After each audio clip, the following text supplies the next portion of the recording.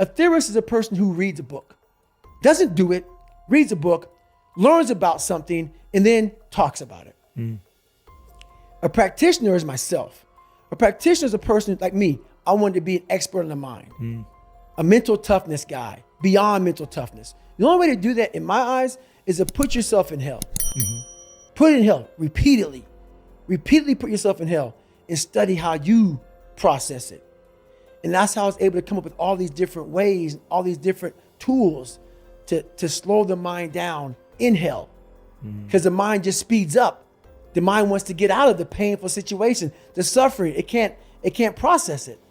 So that's what I realized by going through all these different processes of being in hell weeks. There's some times where the mind gets overwhelmed and you cannot slow it down. But by these certain tools I developed, by not allowing your mind to get away from the moment. You have to think about the exact moment that you're in. But I saw when I was younger, the moment became too big.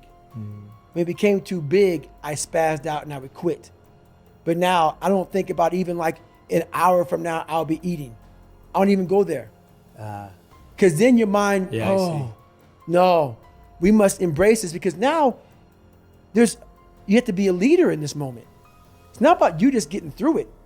I had 5 guys, and 6 including me, in my boat crew. Now I was the boat crew leader.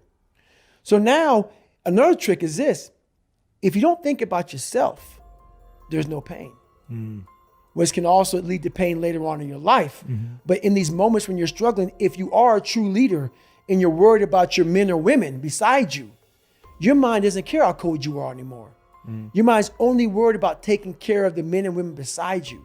So I started realizing, man, if I take care of these cats to my left and my right in the worst moments, my mind is no longer thinking about, you're miserable, David Goggins, get the hell out of here. You're thinking about, how is John? How is Andy? How is Sam? How is Pete?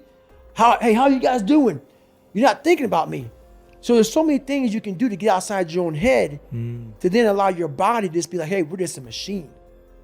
But you have to let your mind be able to process all these different tactics to do that. Take a different vantage point in life. When you are in the hell, you can't see the beauty of being in it when you're in it. Get on top of that mountaintop in your mind. Get on top of that mountaintop and look down on what you're doing. You can see a whole different world, and that world is beautiful. But you gotta get a different vantage point in the suck. Don't be in it. Spiritually, get out of it. Get that soul. Look down on what you're doing. Be amazed by the process of where you're at now and where you came from. I found it. This is the trick. You don't even matter. You're just a machine. You are a machine. Like just like a lever. That's all you are, man. You're not. You're not. And in my book, I talk about what that lever starts to get rusty, starts to get crusty. It starts to, like, I can't even think about anybody but myself. So through the process, what I started to learn was that helps a lot. And you can tap into that all the time. But you have to be able to heal yourself. You have to be able to recover yourself. It can't be something that you continue to do and do and do. There has to be a recovery process for your mind, your body, your soul, your spirit. Encompasses your whole body. So those are tactics, but those tactics must be oiled up. That lever has to be oiled again to go back in it. You know, it's taken me 5 years of doing my meditation, my stretching, my eating right, my sleeping right. And you have to be on a constant reminder, almost like how you put a reminder on your phone, 15 minutes, you got this. That has to be in your brain. You've done too much. Stop. And what happens in life is that we start to see our lives become so successful. We're making money.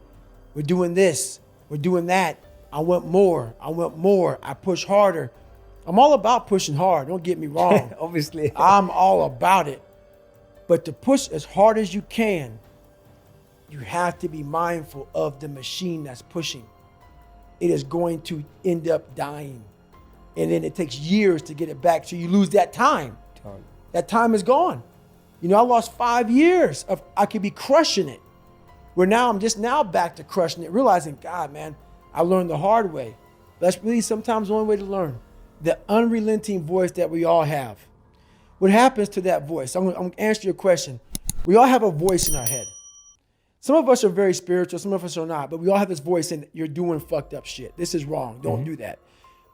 The more you don't listen to that voice, the further that voice gets away from your head. Some people call it the Holy Spirit, some people call it God, some monks, whatever you call it. It's there. We all have it. It's the right or wrong voice. But the more we don't listen to it, the more that voice goes away. And the only voice you hear is yourself. When the only voice you hear is yourself, you're wrong. There's a voice that guides you through life. When sometimes it's guiding you in a direction that you don't want to go, that's usually the right place to go. It's that uncomfortable place. So that voice is always talking to me, but we don't listen to it. I listen to it.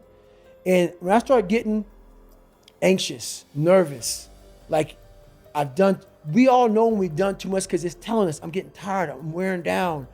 But we go. I start talking to my fiance, hey, I'm doing too much. You start now, like I did in Hell Week, like I do all the time, the 1 second decision. It's that decision when your mind starts to get so amped up. Whenever you can't hear yourself think, you gotta slow down. Whenever you're living off a schedule, every day's a schedule, you have no time for yourself. When you start, and we all know it, I don't have time for this anymore, I don't have time for that anymore. That's when your mind and your body are saying, think about that. I'm neglecting my fiance, I'm neglecting my disciplines of life, I'm neglecting my reading, my learning, my workouts, my diet. When you start neglecting all of that, you neglect one of them, you can neglect all of them a long time. It's gonna haunt you. When you start seeing that, my God, I haven't eaten right in a long time, haven't been sleeping right in a long time, it can only be one of those things to take you off. So I'm very aware of my eating, my sleeping, my disciplines of life. And when I start to get too far away from them, it's a hard stop. Because what made me are the not just disciplines, the self-disciplines of life. And those are always in front of you. If you have any, they're always in front of you. So that's my hard stop. The mind's the most powerful weapon in the world. Yeah.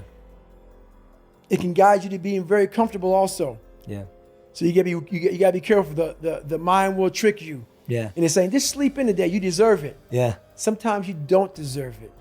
So there's that fine line of the mind getting the tactical advantage over you to where you're like, I've worked too hard. Yeah. You really haven't worked hard enough. On the other side of that extreme place that I call suffering, call whatever you want, there's a whole nother world that people have not even examined. But you have to go to that extreme place to examine it. We want to stay here in this comfortable place. Once you're willing to push yourself to that extreme place, it's like a whole nother universe. It's almost like you're an astronaut and you've examined something like up in outer space. No, it's always been there. But you have to be going through all the muck and all the shit to examine it. You realize, wow, God, through all this crap, there's a whole nother universe over here in my mind. Yeah. Whole nother universe. We see superhuman people and we title them. The second we title them, what that does, that gives us a get out of jail free card, is that they're the 1%ers. I'm not even gonna try to do that because that's not even in me.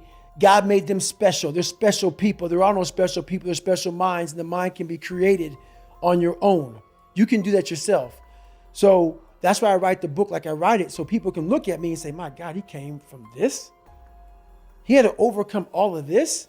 So I take away all the titles, even crazy, even the fact that he's superhuman. All those titles are now stripped away. But what's funny about that, you will have my book in your hand. You will read it in its entirety. You will hear the audio book, whatever you get. And by the time you get to chapter 9 or 10, you already forgot chapter 1, 2, and 3 of the hell I came through. That's how fast the mind wants to soften you up and say, this guy's just nuts. He's superhuman. That's how fast the mind, you already forgot what you read. And you love the book. You're loving the book. And you already forgot the first 3 chapters because your mind is saying, this is impossible. It's already guiding you down that path of least resistance as you're reading the book. That's how powerful it is. So we got to constantly remind ourselves of, go back to chapter 1, 2, and 3. Always remind yourself of those chapters, of that you can also do this. But you have to first self-examine or live autopsy your own personal life.